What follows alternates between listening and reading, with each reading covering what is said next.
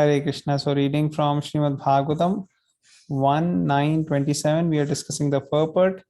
In the purport, it is mentioned at least 50% of the hard-earned money by the householders should be given in charity.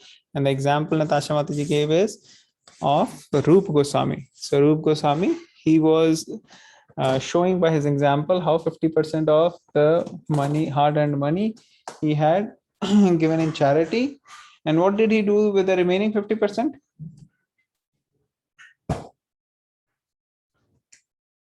Anybody remember? He kept 25%. He gave 25% to family, and then kept 25% for himself. I mean, I don't know. Yes, 25% he used it for family, and 25% he kept for emergencies. So that's what he did. Any other examples? Who gave his hard-earned money in charity? At least 50%. I don't remember the name, but Prabhuji, the Ford. Currently, No, from the scriptures. From the scriptures. Oh, okay.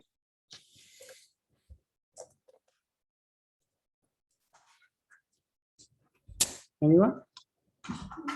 So there is an example comes for Kola Vecha Sridhar. How many of you know Kola Vecha Sridhar? From Chaitanya? I don't know, Prabhuji.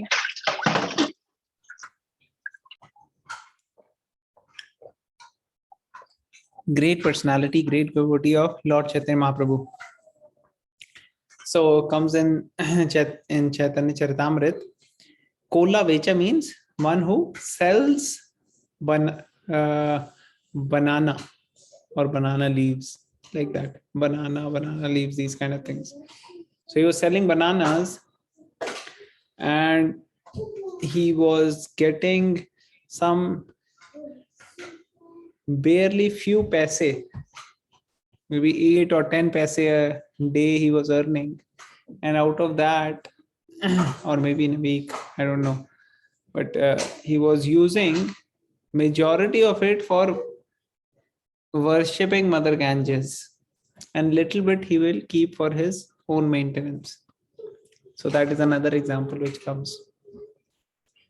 So like that, we have many examples of great personalities who show by their own example how to follow. So that thing comes. But for a brahmachari, he is giving 100%. So ideally, householders also have to give 100%. Whatever they are doing, they have to engage in 100% in Krishna service, whatever comes. And then brahmachari, he is anyways doing 100%. Now, this is not just in Vedic culture actually.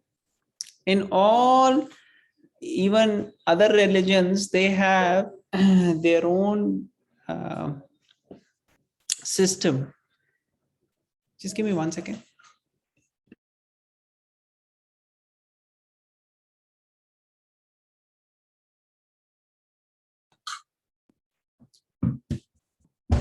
So the example comes in many of the Christians.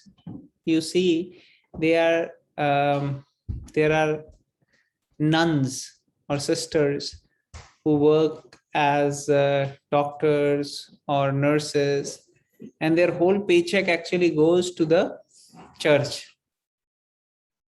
So they are engaging 100% in the service of God. So if you see the brahmacharis, the students who are living in the temple, they are giving their 100% to Krishna, right? So householders, because they have different other engagements, so only 50% is mentioned here. That okay, you don't give 100%, give 50%. But some householders, they were giving 100%. Like Srila Bhaktisiddhanta Saraswati Maharaj, he had a disciple, he used all his property for building the whole temple. Everything, whatever he had, he engaged. There was another disciple, the whole paycheck he used to come and give it to Bhaktisiddhanta Saraswati Maharaj. And then Maharaj used to give him and his wife some Lakshmi as and when they, for doing grocery and other things. So these are examples of great personalities. So we can see from their example. So brahmachari householder 100% has to be given. And then a retired life or in renounced order should practice penances and austerities. So they have to do all the tapasyas, right? They have to show by their own example. They have to be detached from all the comforts of life. So like that. Mataji, please continue. Anybody else want to add anything here? Okay, Mataji, please continue. Sure, Prabhuji. In the brahmachari life, the training is sufficiently imparted so that one may understand that the world as property belongs to the Supreme Lord, the personality of Godhead. No one therefore can claim to be the proprietor of anything in the world. Therefore, in the life of a householder, which is a sort of license for sex enjoyment, and one must give in charity for the service of the Lord. Everyone's energy is generated or borrowed from the reservoir of energy of the Lord. Therefore, the resultant actions of such energy must be given to the Lord in the shape of transcendental loving service for Him. As the rivers draw water from the sea through the clouds and again go down to the sea, similarly, our energy is borrowed from the Supreme Source, the Lord's energy, and it must return to the Lord. That is the perfection of our energy. The Lord, therefore, in the Bhagavad Gita 9.27 says that whatever we do, whatever we undergo as penance, whatever we sacrifice, whatever we eat, or whatever we give in charity must be offered to Him, the Lord. That is the way of utilizing our borrowed energy. When our energy is utilized in that way, our energy is purified from the contamination of material inebrities, and thus we become fit for our original natural life of service to the God, service to the Lord.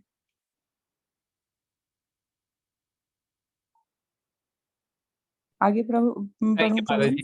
So anybody would like to share any points from this? Then we'll go forward.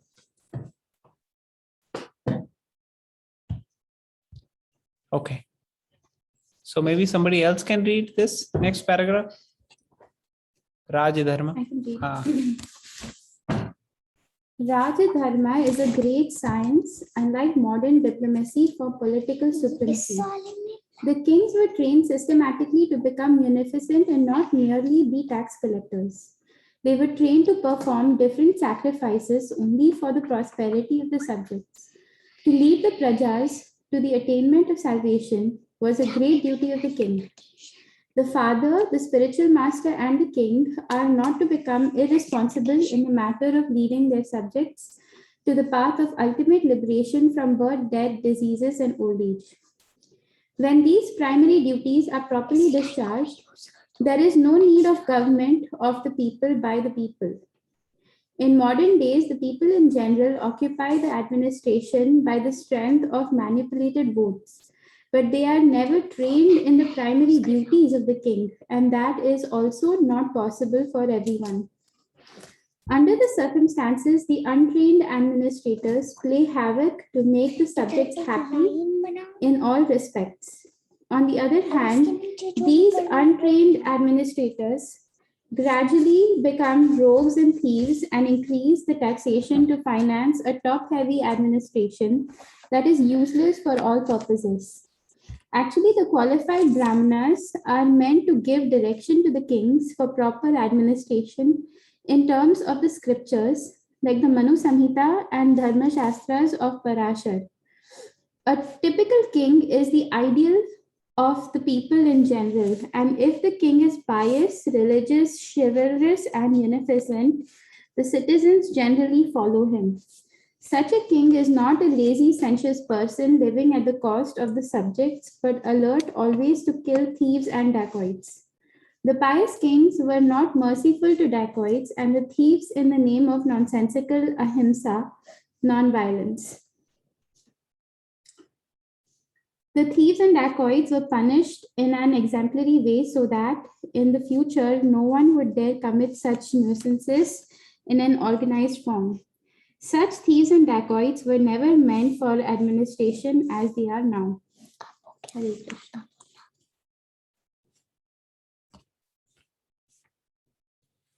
So anybody would like to share any points from this?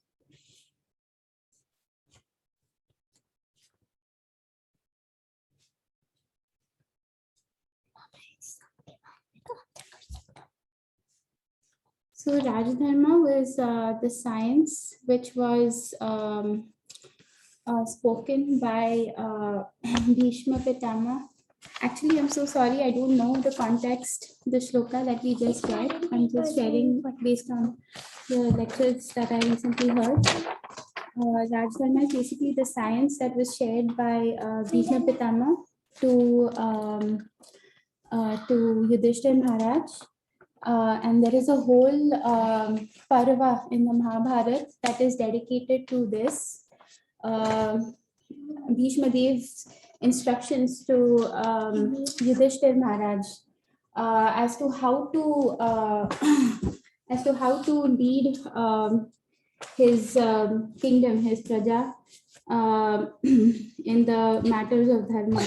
So basically here Prabhupada is saying that it's actually he's glorifying Raj Dharma. He's saying that it is a very great science and it is very unlike our politics that we know of today, which is, I'm sure, I'm not a very political person, but I'm sure there are, I know some devotees are into knowing different politics in different countries and stuff, things like that. But just from the outlook, we know how corrupted the system is, and how it could be better.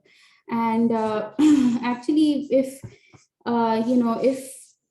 one is able to study the science of Raj Dharma, then one can lead the people of a particular country in a nice way, so as to become so as they are guided as to what is their goal of life, and how to live peacefully in order to achieve that goal. So that's all I wanted to share. Nothing. Hare Krishna, thank you. Anybody else would like to share any points? Okay,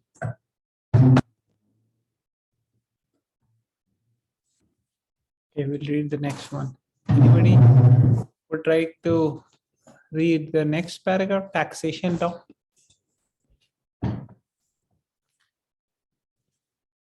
So we want to complete this shloka. So if devotees I can read. cannot read, then we'll.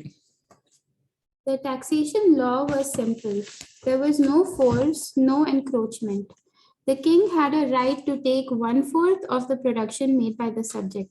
The king had a right to claim 1/4 of one's allotted wealth. One would never grudge parting with it because due to the pious king and religious harmony, there was enough natural wealth, namely grains, fruits, flowers, silk, cotton, milk, jewels, minerals, etc. And therefore no one was materially unhappy. The citizens were rich in agriculture and animal husbandry, and therefore they had enough grains, fruits, and milk without any artificial needs of soaps and toilets, cinemas, and bars. The king had to see that the reserved energy of humanity was properly utilized. Human energy is meant not exactly for fulfilling animal propensities, but for self-realization. The whole government was specifically designed to fulfill this particular purpose. As such, the king had to select properly the cabinet ministers, but not on the strength of voting background. The ministers, the military commanders, and even the ordinary soldiers were all selected by personal qualification, and the king had to supervise them properly before they were appointed to their respective posts. The king was especially vigilant to see that the tapasvis, or persons who sacrificed everything for disseminating spiritual knowledge, were never disregarded. The king knew well that the Supreme Personality of Godhead never tolerates any insult to his unalloyed devotees. Such tapasvis were trusted leaders even of the rogues and thieves who would never disobey the orders of the tapasvis. The king would give special protection to illiterates, the helpless, and widows of the state. Defense measures were arranged previously to any attack by the enemies. The taxing process was easy and it was not meant for squandering, but was for the strengthening and the reserve fund. The soldiers were recruited from all parts of the world and they were trained for special duties. Hare Krishna. So here Prabhupada is actually sharing with us some points as to how to properly govern the kingdom. You want to share something more? So I think it's very scientifically given by our scriptures and explained by Srila Prabhupada how these things are very much needing training, and they are meant for the upliftment of the society, people of the society, and everything was structured in that way. So taxation laws are also there, but they are simple and they're directed towards the benefit of the people. And the king is actually meant to be a servant, like a servant leader concept they have now. That is how he was, and everybody was respecting. They were giving tax. There was no question of cheating business. Of course, cheating propensity is there in all conditioned souls, but the tendency is to see how this is going to be beneficial. So this is how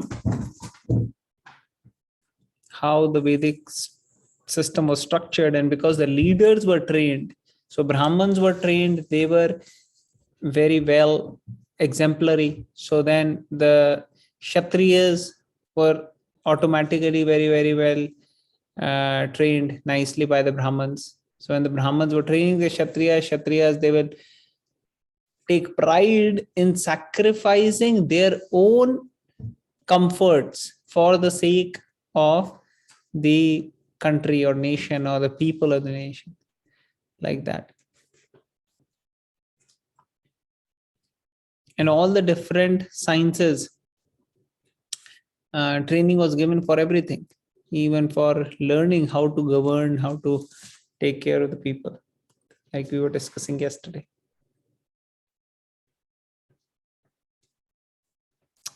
All right. Anybody else would like to share any points here?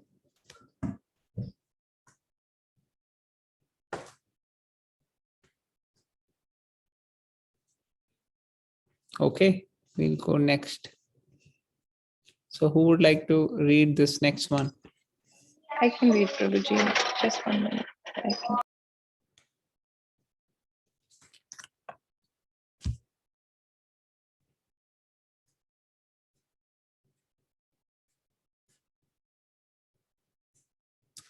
Okay, Prabhuji. Can read.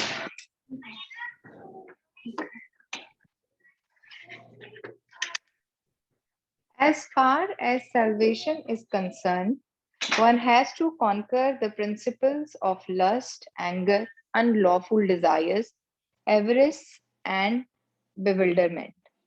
To get freedom from anger, one should learn how to forgive. To be free from unlawful desires, one should not make plans. But by spiritual culture, one is able to conquer sleep. By tolerance, only can one conquer desires and avarice. Disturbances from various diseases can be avoided by regulated diets. By self-control, one can be free from false hopes, and money can be saved by avoiding undesirable association. By practice of yoga, one can control hunger, and worldliness can be avoided by culturing the knowledge of impermanences. Dizziness can be conquered by rising up, and false arguments can be conquered by factual ascertainment. Talkativeness can be avoided by gravity and silence, and by prowess, one can avoid fearfulness. Perfect knowledge can be obtained by self cultivation. One must be free from lust, avarice, anger, dreaming, etc. to actually attain the path of salvation. Shall I read the next one too, Prabhuji? Yes, Mataji, unless you want to share some points from this one. Prabhuji, you shared already yesterday very good points from this, and Neelam Aunty also shared very nice points from here.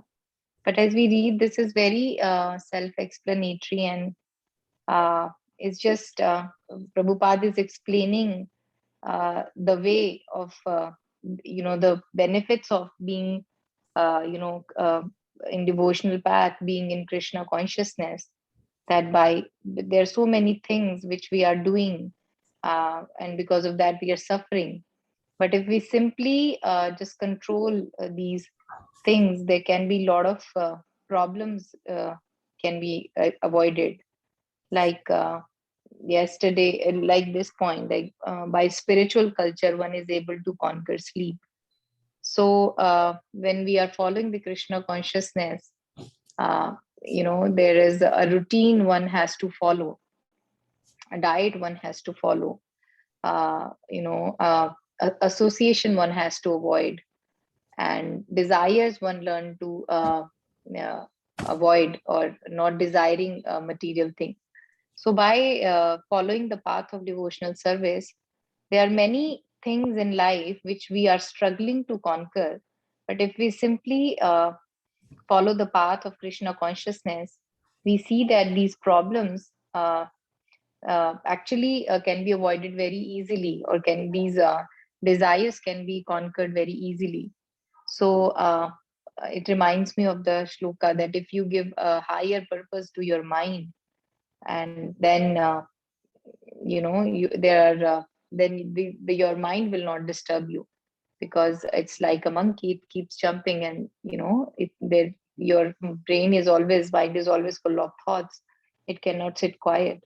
And because of our we are not able to control the mind, these all problems are happening. Like yesterday you were sharing that how people are like, if you have something in the kitchen, you just, once it comes in your mind and you cannot control your hand, and then you start eating and there is no control. But when you're following the scriptures, when you're following the guidance, when your guru, when you're following your guru, and you're in the association, then you see that how people are controlling, and you get inspired, and you also try to do that. So by just doing, associating, being busy in Krishna consciousness all day, there are many thoughts which actually creates negative many negative thoughts, which later becomes diseases, and depression, and so many other problems.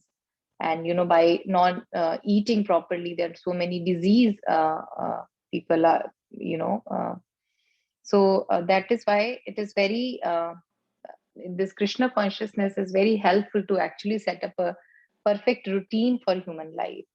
So that's all, Prabhuji. And then yesterday you shared that to be free from unlawful desire, one should not make plans. So Nirbhay Prabhu explained it. I don't remember word to word, but Prabhuji explained that uh, to be free from unlawful desire, one should not make plans. So we should not try to make plans for our material desires.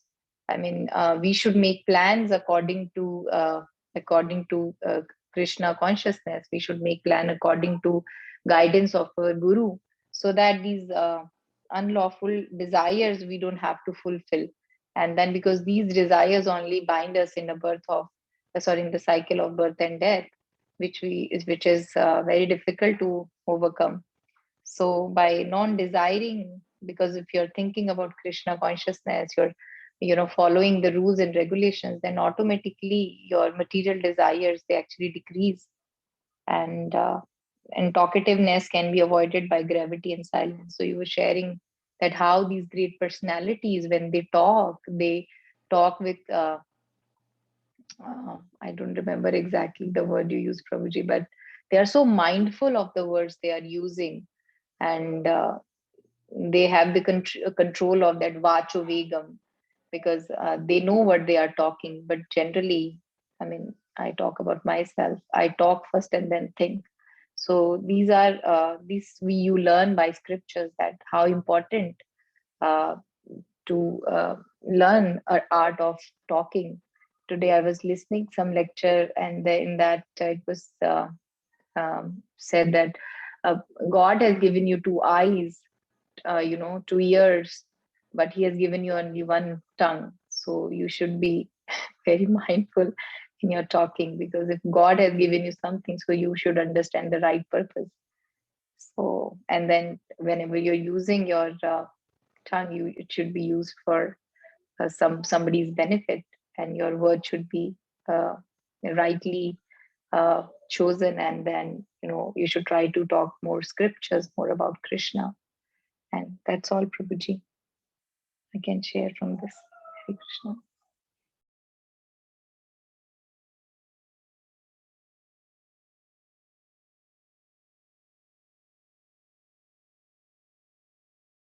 Hare Krishna. Thank you, Mataji. Thank you for sharing. All right, so we'll go forward. Who would like to read these two paragraphs we didn't do yesterday? So let's focus on them. Who would like to read the second last one? I can read, Prabhuji. Yes, Prabhuji, go ahead.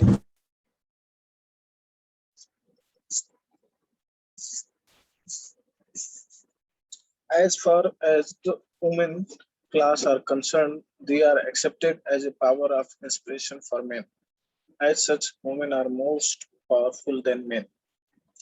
Mighty Julius Caesar was controlled by Seleucida. Such powerful women are controlled by shyness. Therefore, shyness is important for a woman. Once this control wall is loosened, women can create havoc in society of elderly. Adultery means production of unwanted children known as Barn Sankar, who disturb the world. The last item taught by Vishnudev was the process of pleasing the Lord. We are all eternal servant of Lord, and we forget this essential part of our nature. We are pure into material condition of life. The simple process of pleasing the Lord for the householder especially is to install the deity of the Lord at home. By concentrating on the deity, one may progressively go on with the daily routine work, worshipping the deity at home, serving the devotee, hearing the Srimad Bhagavatam, residing in a holy place, and chanting the holy name of the Lord are all inexpensive items by which one can please the Lord. Thus, the subject matter was explained by the grandfather to his grandchildren. Hare Krishna. Here, the Prabhupada has given a very good example, like the many powerful person are controlled by the woman. Like he has given the example of Julius Caesar. He was controlled by Seleucida. I mean, women are more powerful than men. This is, and that women are controlled by the men. That's what he's saying. And he's saying that for the woman, the shyness is the more beautiful. I mean, the lajja hi gana hai, dharma hai. So those are things. Yeah, I mean, should we wear go in front of deities, wear the proper saris and put the sari on top of your head, cover your heads, so that it could be the proper attire when you are going in front of deities to have darshan. So all those things, it has been explained well by the Abraham Prabhu before. But here Prabhupada is also explaining Then if you open it and if sinus is finished, then the Varnasankar will be unwanted children will come to the society, which is the cause of the havoc. I mean, we should control that. We don't want all those nonsense. And the last thing is explaining the Bhishma Dev to the Yudhishthir Maharaj that all the householder, I mean, the Grihastha people must have deities at home to install the deities at home, and they can do they could restart their daily routines. I mean, they start with worshipping the deities by the Mangala Aarti you can do at home, and you can serve the devotees. Your day should start with this by daily routine. You could bring Krishna into your practice, into your life. Then that is the part of your life. Then in that way we can practice, and in that way this is the very easy way, very easy way. And then the second last line, the Prabhupada is saying this is very inexpensive items. I mean, chanting the holy name, reciting the holy name, and as well as hearing about Srimad Bhagavad Gita, Srimad Bhagavatam, and serving the devotee. These are not very expensive things.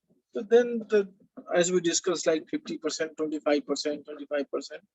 So then, in the very easy way and very not the householder, the grihast people are, we have to expend too much money for serving the Lord. So then the Lord will be pleased in this way very much. That's what I mean. Bhav Grihi Janardhan. So then in that way we can please Krishna easily. That's what. Thank you, Prabhuji. Hare Krishna.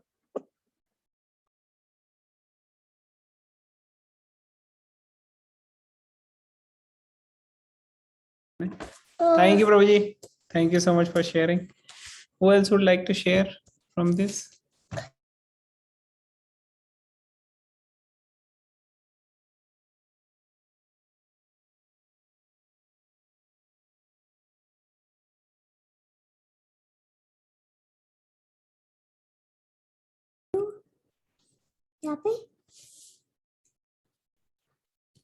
Okay, so we'll go to the next shloka. No one has anything else to add? All right, this one is small, so we should be able to complete it quickly. Want to read this answer? Dharmartha kama mokshamscha Dharmartha kama mokshancha sahopayan yatha muni sahopayan yatha muni nanakyanetihaseshu nanakyanitihaseshu varnayam asa tattvavit. varnayamasa tattvavid. Okay, translation. Then he described the occupational duties of different orders and statuses of life, citing instances from history, for he was himself well acquainted with the truth. Purport. Incidents mentioned in the Vedic literature, such as the Puranas, Mahabharata, and Ramayana, are factual historical narrations that took place sometime in the past. Although not in any chronological order, such historical facts, being instructive for ordinary men, were assorted without chronological reference. Besides that, they happen on different planets, nay, in different universes, and thus the description of the narrations is sometimes measured by 3 dimensions. We are simply concerned with the instructive lessons of such incidents. Even though they are not in order by our limited range of understanding, Bhishma Dev described such narrations before Maharaj Yudhishthir in reply to his different questions. Hare Krishna. Would anyone like to share something from here?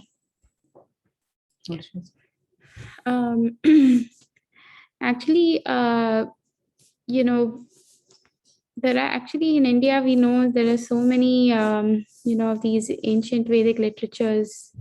There are so many Puranic stories that you'll meet many pious Indians, who know these stories very well. Even Mahabharata, actually, I personally don't know it very nicely as much as I would like. And same with Ramayana. But you'll come across so many Indians who actually will, they will even correct you that "Oh, this came before that, or this story happened before that." Uh, so here Prabhupada is saying that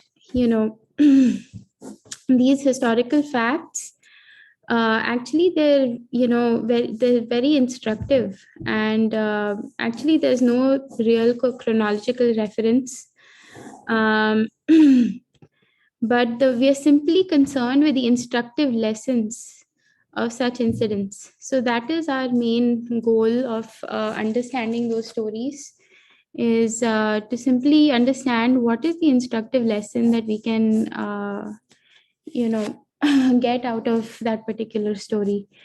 And we have so many nice lectures by our senior devotees and even Prabhupada that actually have helped us out, who have obviously they're sharing what the acharyas have mentioned, and they're sharing with us all these different instructive lessons.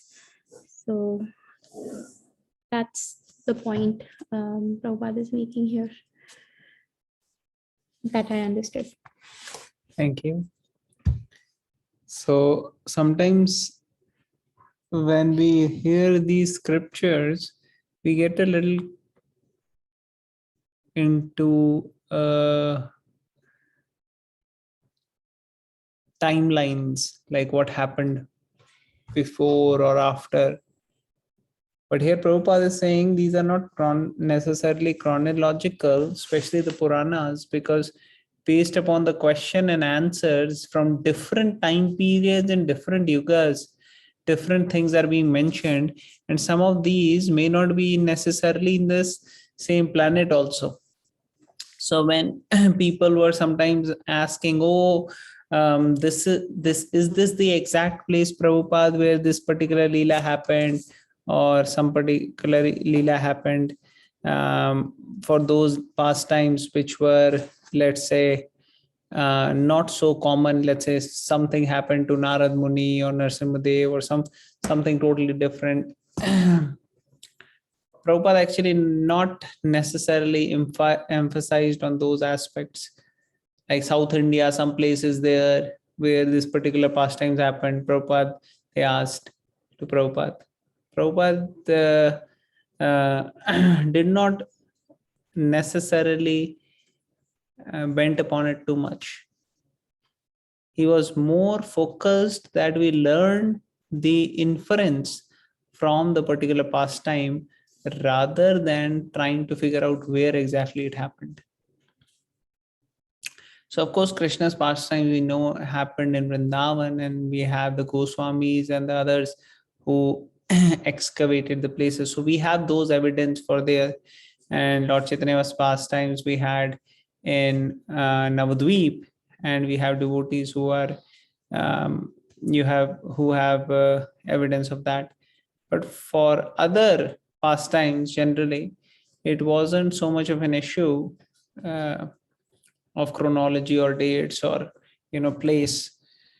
On the other hand, if you see the Abrahamic religions, the Christianity and the Islam, they are very much, especially in Christianity, there is a lot of debate about when exactly a particular thing happened. There are a lot of debates about timelines. This happened before, that, after. But we are not so much concerned by those finer details. Those are less important. So this is an important point to be noted. Anybody else would like to share anything?